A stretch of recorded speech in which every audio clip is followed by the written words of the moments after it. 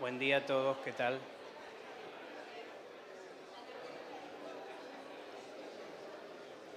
Esperamos un segundito que terminen de sentarse todos.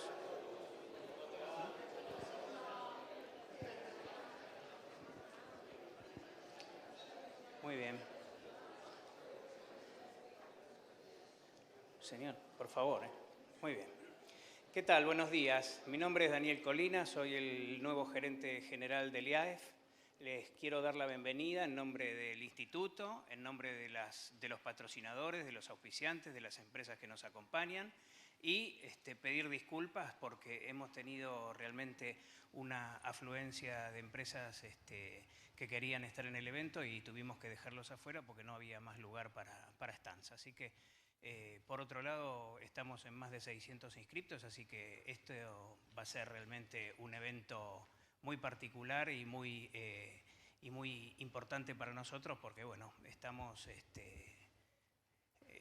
tratando de que todo sea más cómodo, más grande y que todos puedan disfrutar de los eventos. Tenemos una serie de expositores excelente, con lo cual espero que esta mañana realmente sea muy buena y que puedan disfrutarla. Bueno, le voy a pasar ahora la posta a Desiree Jaimovich, que nos va a guiar en todas las charlas esta mañana. Y bueno, desearles eso nuevamente, que disfruten y que estén todos bien. Gracias.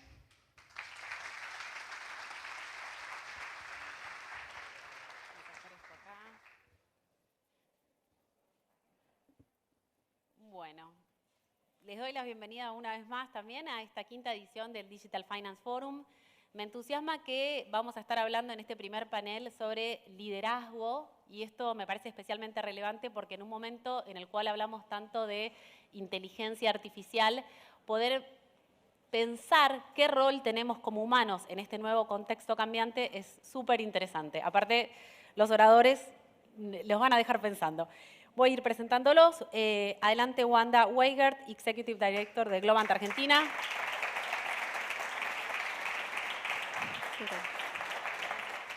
Donde quieras.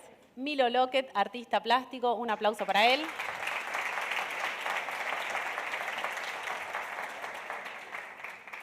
Donde gustes. Andrés Ignacio González, Strategy and Consultant Head de Accenture Argentina.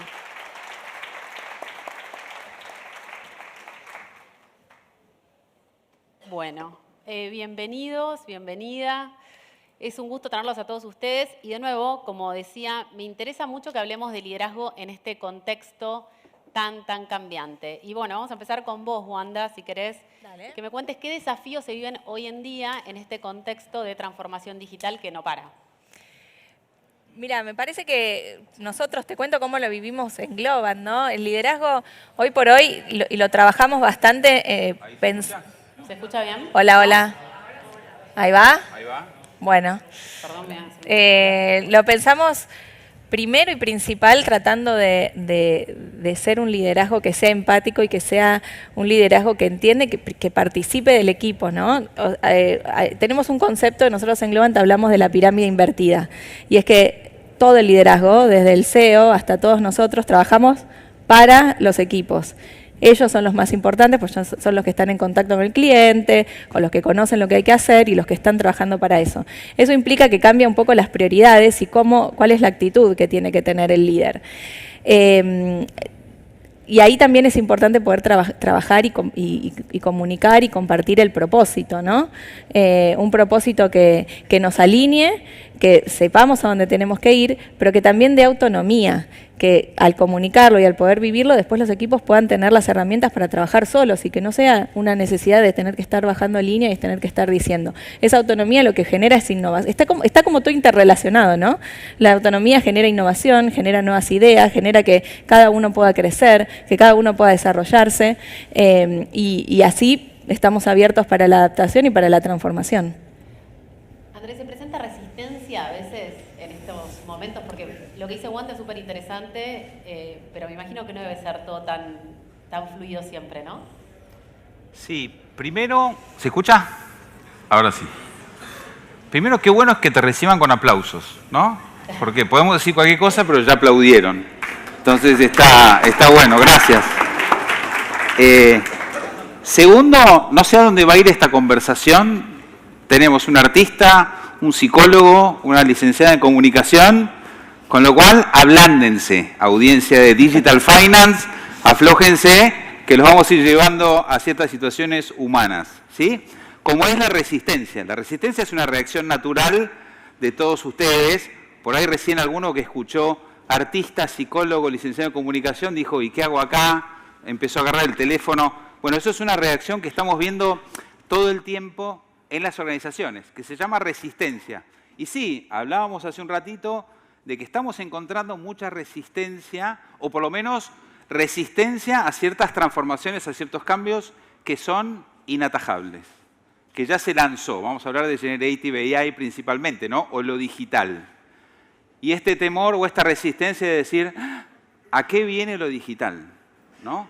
¿Me viene a sacar el trabajo o no? Y yo lo que veo es que cuando hablamos de resistencia, en el 70% de los casos la resistencia está porque la gente no sabe.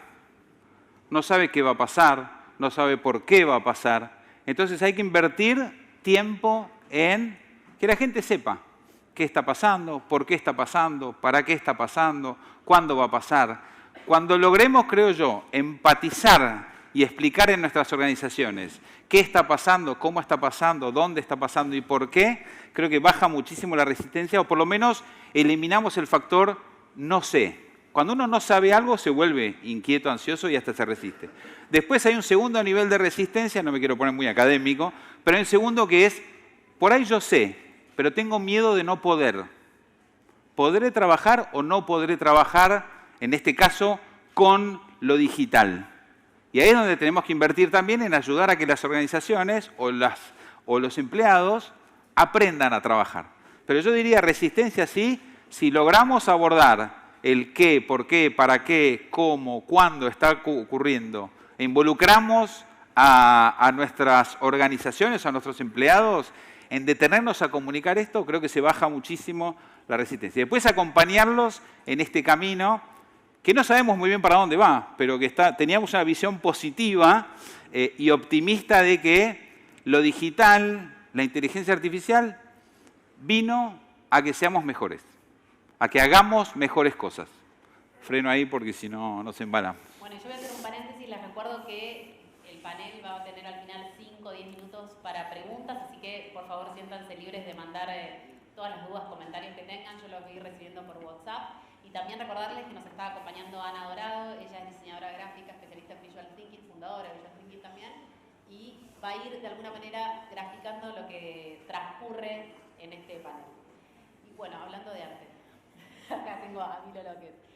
El 2001 marcó un antes y un después en tu vida, en la de muchos de nosotros, marcó un antes y un después, pero en aquel entonces la compañía a la que le habías dedicado tanto tiempo fundió y vos, que estabas en el rubro textil, le diste curso a esta pasión que hoy te define y bueno, empezaste a trabajar como artista plástico, con mucho éxito. En los últimos tiempos, imagino que atravesaste situaciones difíciles, más allá de esa puntual del 2001. Quiero que me cuentes algún desafío importante que hayas tenido y cómo lo encaraste, o sea, para entender un poco cómo el liderazgo, la forma en que nosotros lideramos los equipos, nos ayudan a transitar dificultades. La pospandemia para mí fue otra vez, otra crisis como para todos, pero tuve que volver a armar un equipo, o sea, mi equipo se había desarmado en ese año de pandemia y tuve que volver a conseguir un nuevo equipo, formarlo. Hoy somos 5 personas las que trabajan conmigo y después también tuve el desafío, para mí fue el gran desafío el arte digital, cuando empieza el fenómeno de los NFT. Y yo decido también participar, que decido porque tuve como 9 propuestas y sin embargo me asocié con una persona que no conocía, pero fue la que me pareció como la más tangible y la más real, como digamos, veamos qué sucede con esto. Hicimos una colección de 11.111 NFT, que era muchísimo, y la presentamos el año pasado en el Congreso Mundial de NFT en Nueva York, con un recibimiento espectacular. Estuve como favorito, digamos, para Latinoamérica. Fui el primer artista que entró a The Certain Land, que es el el primer museo de arte digital de NFT. Y ese fue un desafío para mí porque era un mundo que no conocía, que no tenía idea de cómo funcionaba. Trabajé con 11 personas para poder construir el encriptado. Trabajé con diseñadores, con otros artistas digitales, con gente que venía de la tecnología, únicamente de la tecnología. Y una de las cosas que más me gustó fue que ninguno fue condescendiente con mi obra, ni conmigo, ni con mi persona, digamos. Y eso me pareció que fue fundamental en el equipo para poder entender lo que pasaba con el arte digital. Después creo que el arte digital es una herramienta más dentro del arte. No creo que viene a reemplazar el arte, que también es el gran miedo que todos tenemos de la inteligencia artificial y pensamos que nos vamos a quedar sin trabajo y que para mí yo creo que nos va a cambiar el mundo, va a cambiar la vida de las personas, va a mejorarla y sobre todo va a mejorar el tiempo, el ocio, ¿no? Bueno, justamente mencionabas cómo incorporaste los NFT y hablaste un poquito de inteligencia artificial generativa, vos también, así que voy a retomar estos dos conceptos y te voy a preguntar a vos, Wanda, porque yo sé que en la compañía, justamente en un momento en el cual se dice esto nos va a reemplazar. Es el corazón de Globant. Es como siempre decimos que a las 6 de la tarde, ahora ya es medio que permea, ¿no? Pero a las 6 de la tarde cuando todos apagamos los Glover, como llamamos nosotros, perdón, que hacemos estas palabras, cierra la computadora, casi que Globant desaparece, ya no existe más y se vuelve a aprender al otro día a la mañana. Entonces el talento es clave y estamos creciendo, estamos contratando gente permanentemente. Es una industria que en todo el mundo es de pleno empleo. No, y es hipercompetitiva. Un talento puede elegir trabajar para Argentina y desde Argentina trabajar para Estados Unidos, irse a vivir a Alemania. Hay trabajo, hay desarrollo, hay oportunidades en todo el mundo. Entonces, nosotros nos tenemos que plantear qué es lo que vamos a hacer, cómo vamos a hacer para ser diferentes y para que esa persona elija trabajar en Globant y elija quedarse en Globant. Y por supuesto que está la parte de compensación económica que tiene que haber, pero tiene que haber mucho más que eso, no es solo eso lo que tenemos que pensar. Y ahí lo primero que hacemos es entender, es pensar que ponernos en los zapatos y en la cabeza de qué es lo que quieren. El año pasado lanzamos un Council of Igniters, lo llamamos.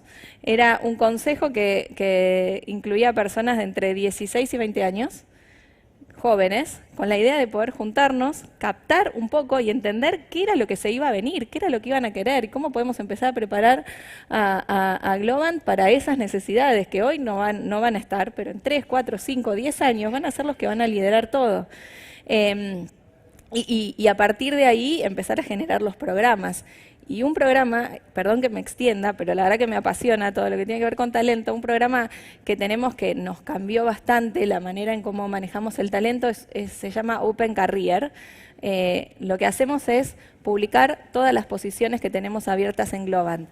Son de clientes, de áreas staff, de finanzas, comunicación, de cualquier tipo de posición. Son creo que como 3.000 posiciones abiertas que tenemos y no más.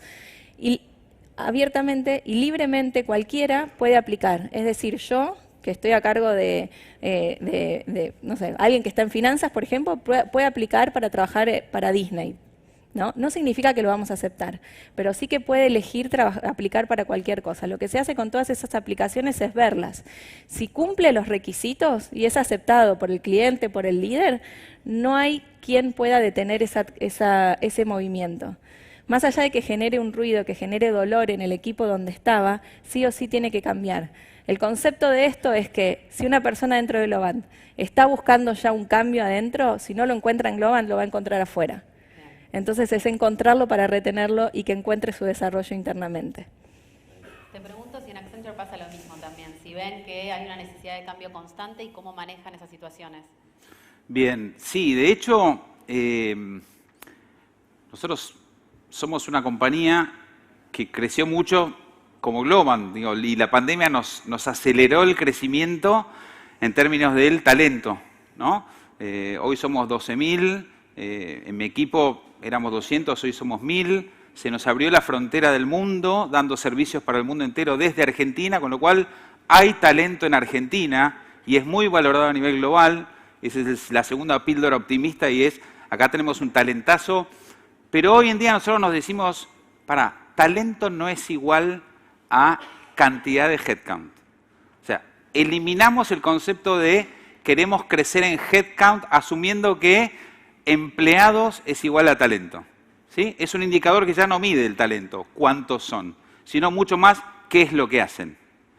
Entonces hoy, como un ejemplo, nosotros en nuestras interacciones con candidatos ya estamos más interesados en conocer para qué usan Generative AI y que nos cuenten. Porque definitivamente, como decía Milo, aquel que esté y abrace el potencial hoy en día inmedible, pero el potencial que tiene la inteligencia artificial para hacer mejor nuestro trabajo o para ser más talentosos, para mí es el que tiene la diferencia.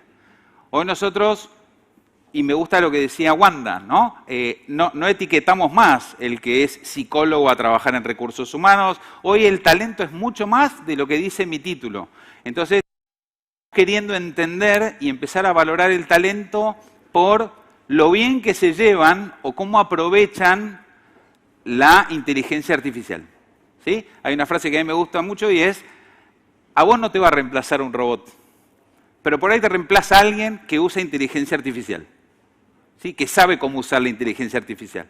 Entonces, tratamos de hacer esa transición de qué es talento, no es lo que está limitado a la persona, sino cómo apalanco y aprovecho la tecnología, y yo creo que todos deben usar GenAI, ¿no? Levanten la mano quien usa Generative AI, ChatGPT.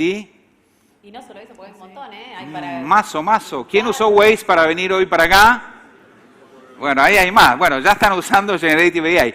Hay mucho más, ¿no? Diego me decía recién, Andrés, no sé cómo agarrarlo, se nos va a derramar, ¿no? Porque Desiree nos decía, no, pero está el ChatGPT 4 y además sacó el Bard y nos mató. Diego, en 3 minutos nos llevó tarea para el hogar, pero digo, es el mundo en el que estamos. Talento para mí hoy es igual a quien logra combinar, hacerse amigo y potenciar esto para generar mejor trabajo.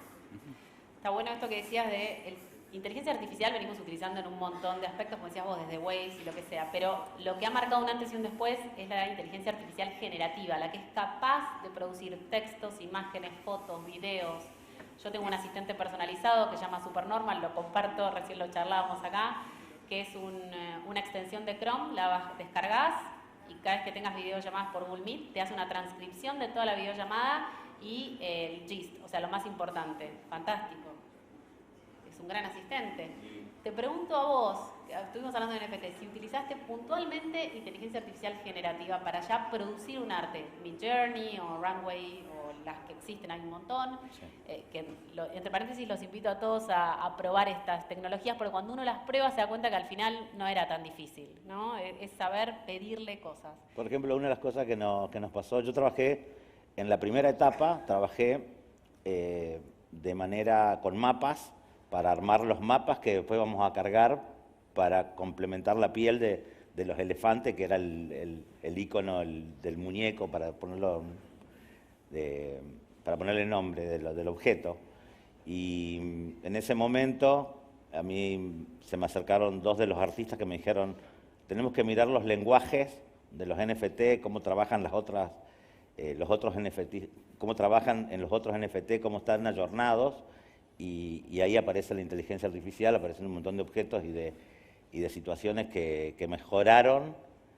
Cuando yo vi terminado el algoritmo no podía creerlo.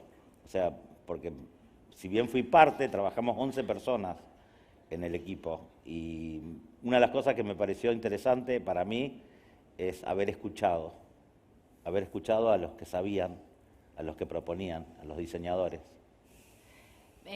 Hablas de escuchar y además necesito hacerte una repregunta porque quiero que conozcan un poco, muchos quizás conocen el arte de Milo Lockett, pero él tiene dos costados muy lindos. Una es amado por todos los niños y niñas. Fuiste al colegio de mi hijo varias veces, quiero decirlo, y él es tu fan. Y además tiene un costado solidario muy importante. Y esto está vinculado con el propósito que recién también salió a colación en esta charla. Ocupa un espacio muy importante el trabajo solidario en tu carrera. Quiero que cuentes un poquitito esto y por qué. ¿Por qué lo haces? Bueno, yo practico desde muy chico, porque lo aprendí en mi casa, de ser solidario, de verlo en mi casa, digamos. Ahí empezó el primer contacto, digamos.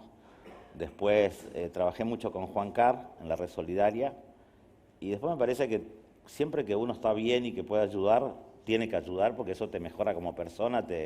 Yo le llamo siempre baños de realidades. Hace unos años me pasó algo muy lindo haciendo un proyecto en escuelas inhóspitas en San Luis. Estaba en una escuela de 6 alumnos, que son las escuelas de montaña, y nosotros hacíamos un documental donde registrábamos la llegada y la partida de los chicos y le hacíamos 3, 4 preguntas, ¿no? Y me encontré con un chico de 12 años que venía a caballo con la hermana. Cuando llegan, atan su caballo, se bajan, entran a la escuela, hacemos la entrevista y yo le pregunto, ¿te gusta la escuela? Y él me contesta, no. Entonces le pregunto, la segunda pregunta que le hago, le digo, ¿por qué venís? Y me dice, vengo porque le hace bien a mi hermana. Y a mí me impactó mucho. Cuando se fueron, para resumirlo, porque es más larga la historia, el maestro me dice, son huérfanos, me dice. Los están criando unos señores que viven en el campo de al lado. Él en su momento me había dicho, cuando yo le pregunté, entre la tercera pregunta que le hice, le digo, ¿a qué te dedicas? Y me dice, yo soy criador de chivos. Y ahí yo vi un hombre, ¿no? Y yo me impacté mucho con esa historia.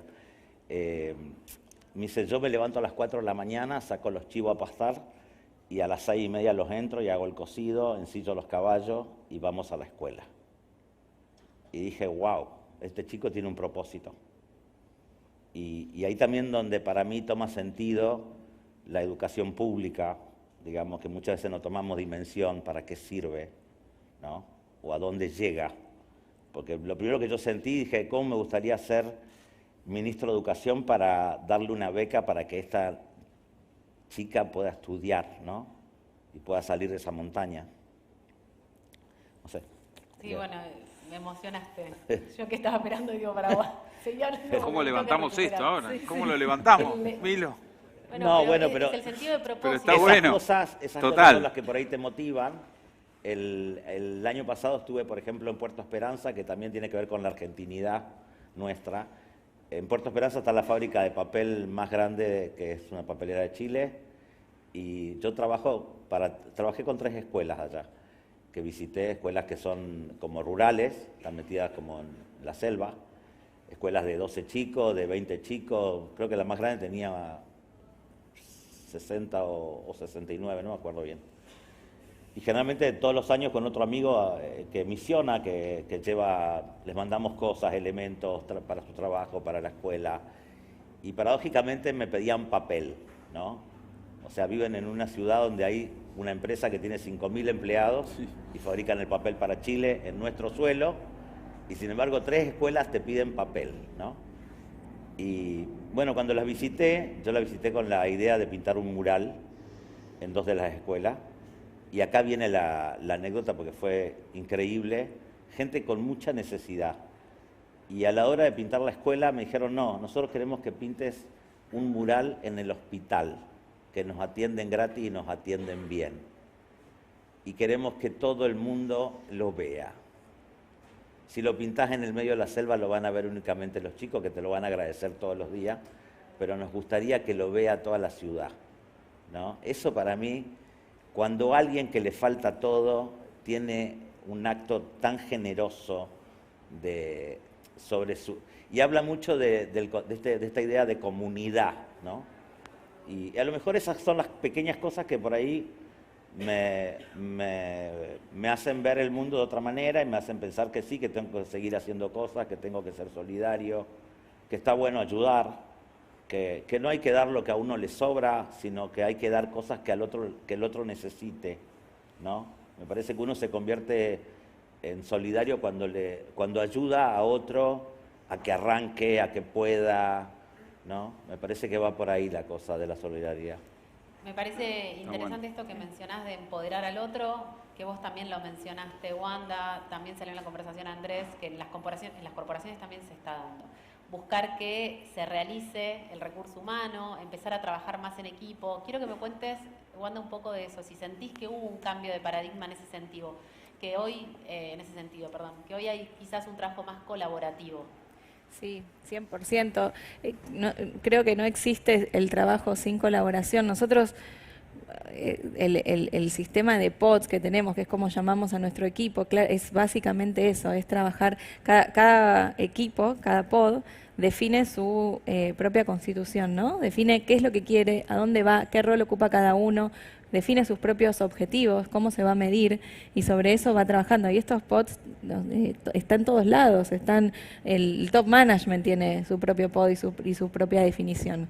Y también, y una clave de todo esto, totalmente complementario con lo que estaban hablando Andrés y Milo, es el tema de la formación, ¿no? Y del cómo hacemos para sumar nuevas tecnologías, para que cada uno, para fomentar que todos nos estemos capacitando y formando en lo que se viene. Ahora, con el tema de Gen AI, nosotros estamos trabajando en AI hace un montón de años, y en ese momento, en el principio de los 2000, sí, más o menos 2015, por ahí, lanzamos un entrenamiento para todo Globant.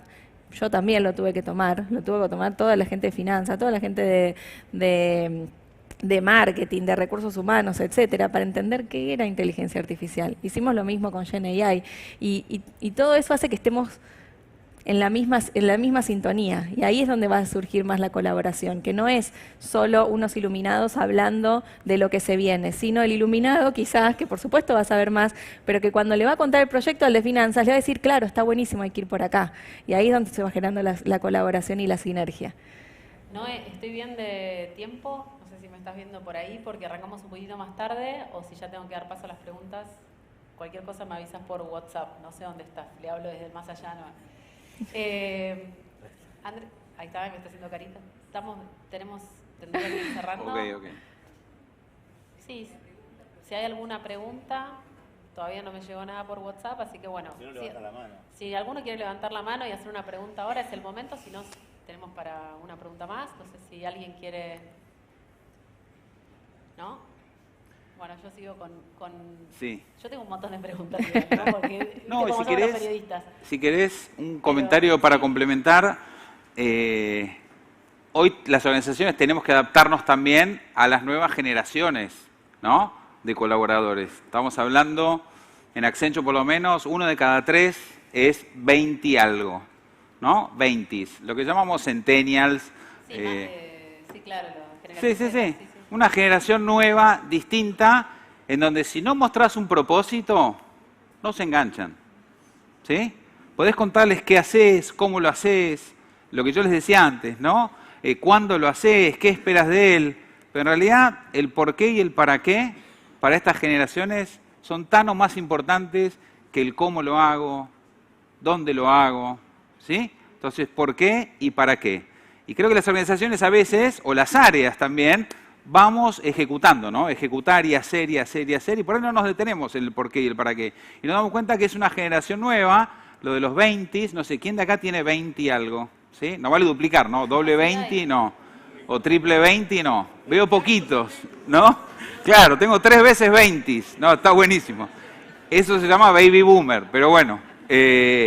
Digo, si no tenemos esta plasticidad o flexibilidad, si no incorporamos un propósito como organización, si no damos libertad para que descubran, si no empoderamos, estamos matando una generación que lo que tiene me parece que es esto: empoderamiento, propósito, ganas, energía. Hay que construir los guardrail, ¿no? Porque si no se van al pasto. Pero digo, tenemos el gran riesgo como líderes educados en una escuela de liderazgo de matar un montón de capacidad, de energía, de autonomía que tienen estos 20s. Entonces, nuestro desafío es cada vez más cómo adaptamos, volviendo al tema del liderazgo, cómo adaptamos nuestro estilo de liderazgo generación X para capturar toda la potencia que trae una nueva generación, que es el centennial, en donde si hay propósito, si hay vínculos, si trascendemos lo que hacemos con un para qué y por qué lo hacemos, y si encima los alentamos, los exponemos, ¿sí?, que lo que quieren es exposición, si los exponemos, va a ser mucho más fácil liderar. Pero digo, hay que desaprender un montón de estilos de liderazgo con los cuales muchos de nosotros fuimos educados para captar la potencia que trae esta generación. Voy cerrando. A ver, ¿sí? ¿Querés? Párate el mic, vení. Pero no es tanto. No, una consulta, porque desde la economía, obviamente, Hay un grupo de economistas canadienses que que ha planteado todo el tema de la inteligencia artificial vinculado con un cambio de sistema completo, digamos, ¿no? Es decir, hacen la comparación más o menos obvia. La línea de producción de Ford no hubiera podido existir sin el invento de la electricidad. Con las máquinas de vapor no se podía hacer una línea de producción porque el vapor se dispersa y hay que tener todo muy juntito.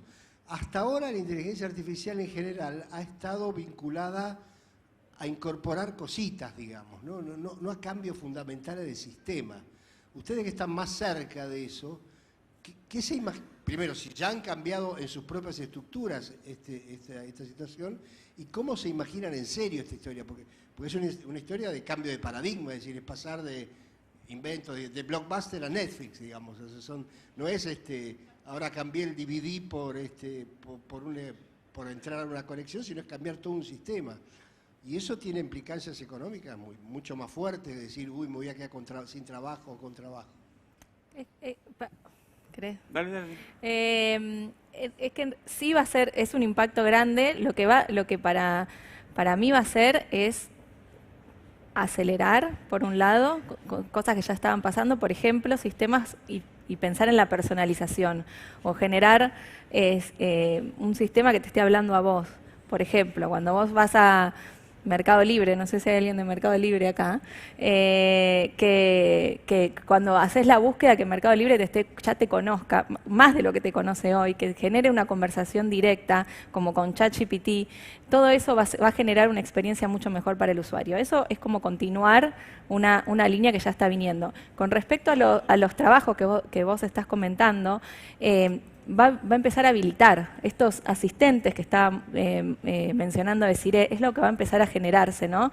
Desde asistentes para desarrollar código que ya se están desarrollando, hasta asistentes para otras cosas, que va a empezar a elevar la capacidad creativa, los milos, la capacidad de desarrollo del pensamiento que tenemos todos los humanos, y como fue en la revolución industrial, generar nuevos roles.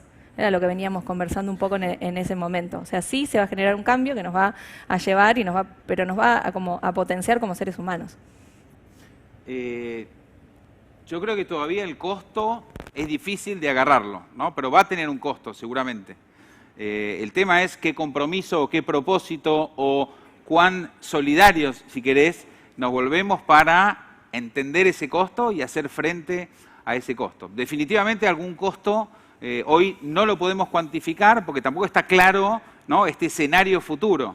Pero me parece que ahí es juntarse para tratar de reconvertir, reeducar, porque sí, creo que algún costo va a tener y hay que hacerse cargo, ¿no?, del costo. Hay un informe que hizo la OpenAI, creadores del ChatGPT, con la Universidad de Pensilvania, que decía que en el 80% de los empleos, al menos un 10% de las tareas van a ser automatizadas.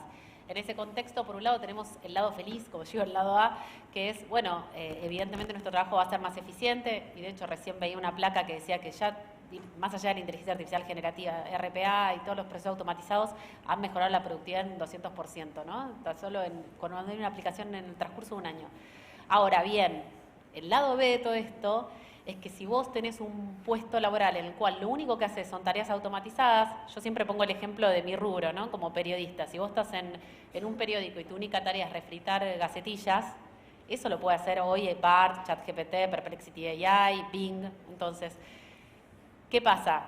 Ahí en esos casos sí, obviamente tenés que reconvertirte. Ahora, seamos honestos y sepamos también que hay una generación que quizás si llegó a esta situación y está en una edad más avanzada o no es tan flexible o no tiene la oportunidad de ser reconvertido o la empresa no le interesa reconvertirlo y lo pasa a otro chau, es un desafío. Pero con este tema, ¿qué voy a hacer? En vez de que continuemos hablando, cierro con esta inquietud, despedimos este panel y pasamos al segundo panel. Bueno. Con un gran aplauso. Gracias.